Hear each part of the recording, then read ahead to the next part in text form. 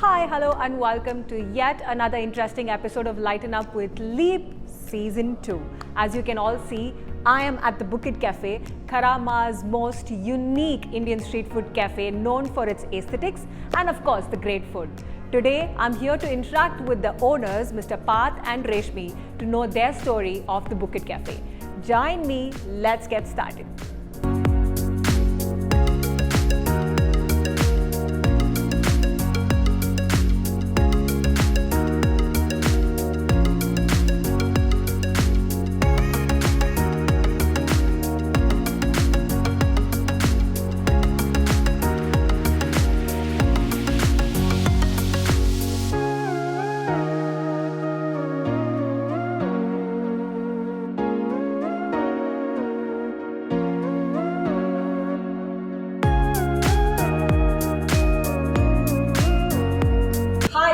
And Reshmi, how are you both doing today? We're doing fine today. Okay, I think all of us around Karama, Dubai and any other part of Dubai know where exactly I'm seated right now. This is proud owners of Bukit Cafe, and before we start, I wanted to tell you the structure of this interview. So we have like two segments. Okay. So you have been business owners for quite some time now. Yes. So being part of Leap and part of Lighten Up with Leap. So it's our duty for us to get some experiences and success stories from you both out to our audience. Definitely. Right? So the first segment will be about you guys talking about business. And the second one would be our rapid fire round. Okay.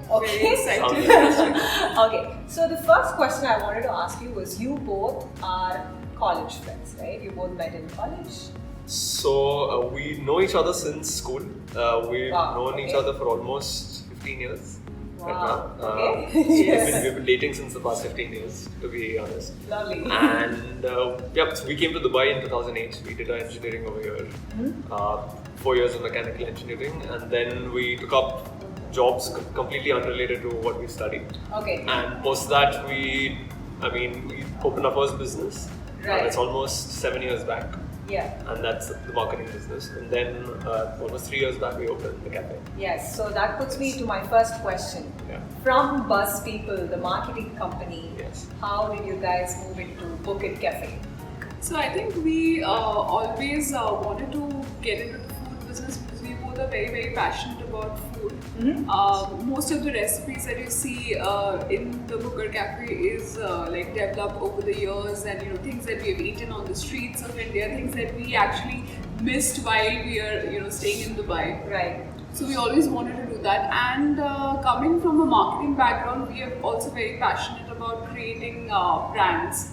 So when we started this brand, we always knew that food is one aspect of this. However, we are in process of franchising this brand as well. So we created a very strong brand name. The name Bukit Cafe is very well known right now, and that's what we love. So we did that. Okay, and I think there's something very special. So there are a lot of restaurants out there, and every now and then there are restaurants opening up, closing down. Yes. So how did you guys manage to stand out of the crowd? So I think our time to market was good. We created a menu that could be eaten all day long. So most of the things that we have, we don't describe our menu between starters, main course, desserts like that. These are things that you eat on the streets of India. So our menu was extremely different than what other people were serving. And apart from that, the designs. So everything that you see here, from the sofa upholstery to the decor, everything is done in-house. They are all our designs.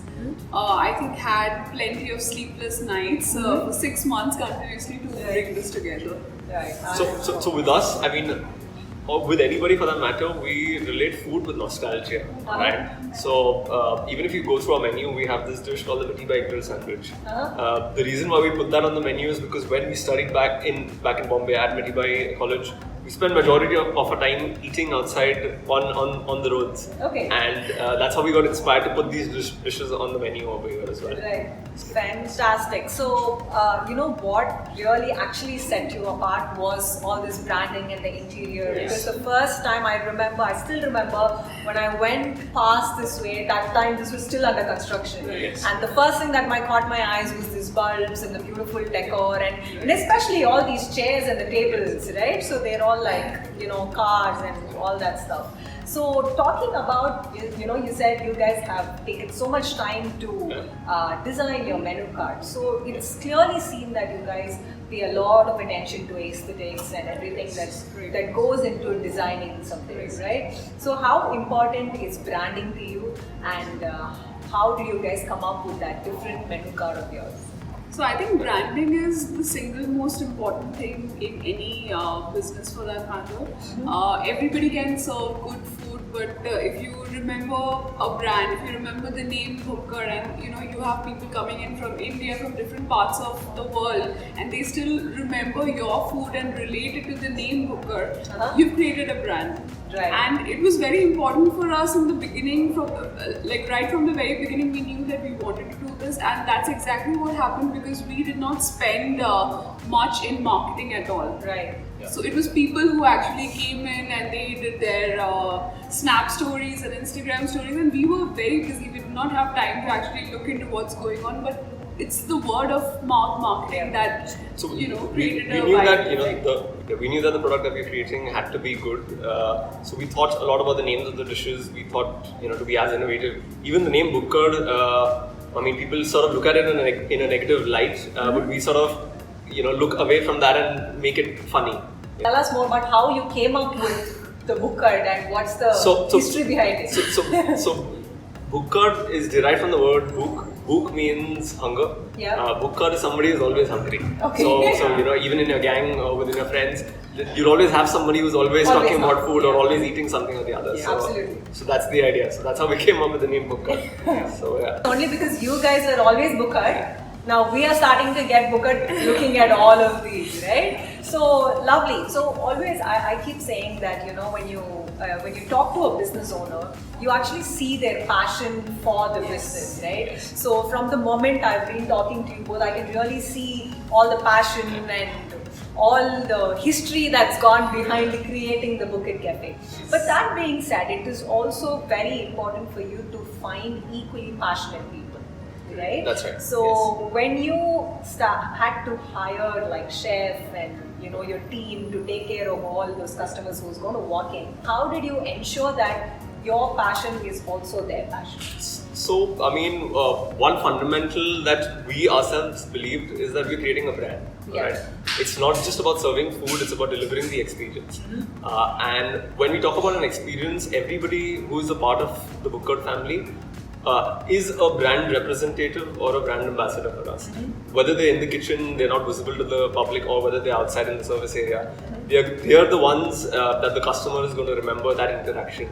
Right. So we always aim at delivering that experience to the customer, and that's how we sort of do the recruitment as well. So we see if the person is committed, if they can actually deliver what we have in mind for them, and if they can actually service the customer the way we want.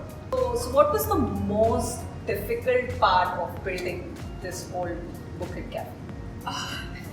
I think the most difficult part was the initial 3-4 months where we had such a high surge. We had like 1.5 hours of waiting outside. Wow. The team did not gauge that something like this would happen and it would become so viral. And we used to cook 5 kilos of say keema in the morning, and within 2 hours it would get over. And then the chefs would again have to start from scratch. Right. So it was a struggle. We disappointed a lot of people in the beginning because we were a bit inexperienced and we were having our teething issues and everything. Right. But the best part about this entire experience was that we became a community. So we had some guests and customers who were so much like family that during rush hours they would come to me and say, I can help you serve the food as well. So sweet. So sweet. I haven't experienced anything like that before, and I think that one moment made it all worth it. The whole idea has always been customer focused.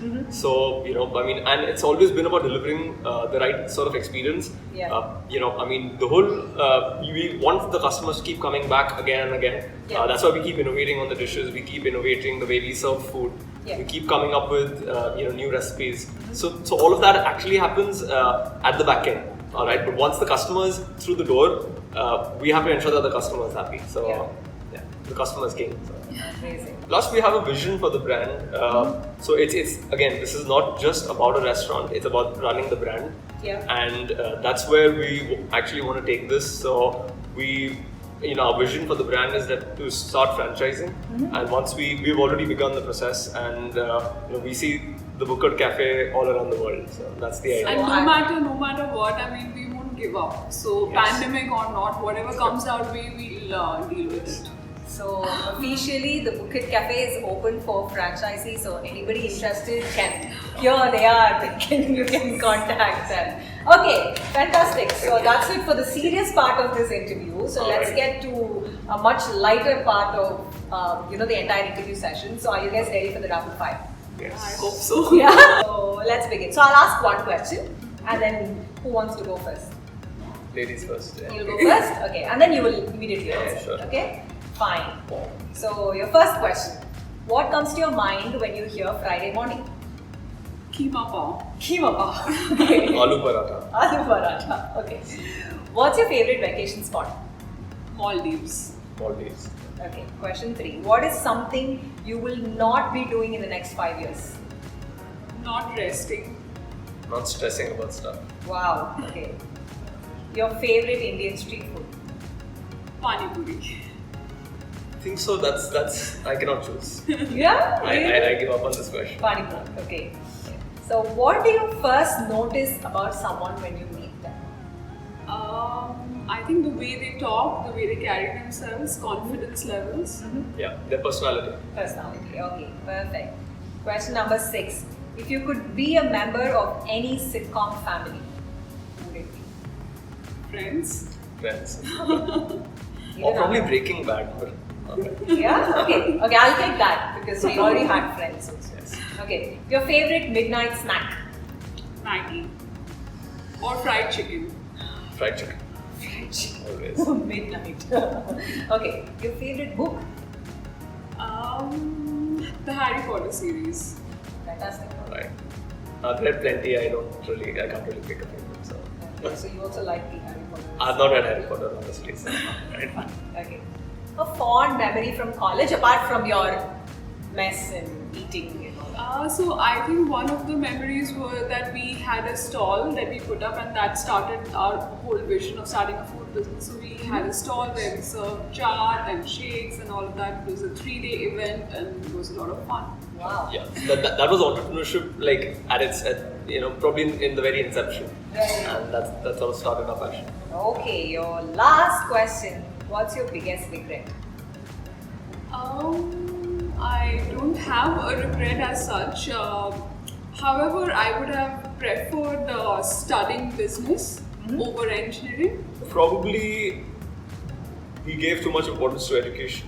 So we are engineers, but in the bigger picture of how things are actually panning out, we Indians do give plenty of importance to education. Engineer too. Yes. Yeah. It helps us to a certain degree, but Yeah. we sort of put it up on our heads. We could have learned so much more more. practically also Yes. during your growing up years. Yeah. Absolutely. So good job, guys. Thank you. 10 questions done, super rapid and super candid also. Thank you so much. And we also know that you guys are into a lot of modeling right now, right? You're We do that for a photo shoot. That's a hobby. That's a a hobby hobby, of yeah. mine. I love being in front of the camera, as you can make out.